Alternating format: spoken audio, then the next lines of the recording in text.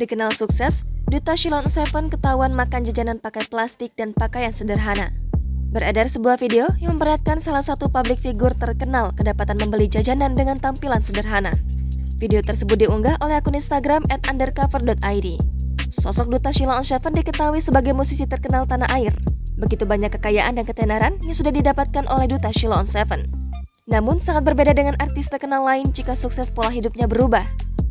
Duta Sheila on 7 malah memperlihatkan kesederhanaan yang berbeda dari dunia artis. Dalam sebuah video yang beredar, memperlihatkan Duta tengah memakai pakaian baju dan celana sederhana. Duta juga tampak menggunakan sandal sederhana berwarna hitam. Tidak hanya itu, Duta tampak berjalan kaki tanpa kamera sambil memakan makanan dengan plastik jalanan.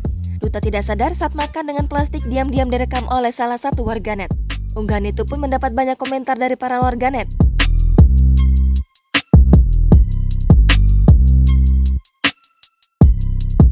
Salah satu warganet pun mengatakan bahwa Duta Sheila on 7 sangatlah low profile.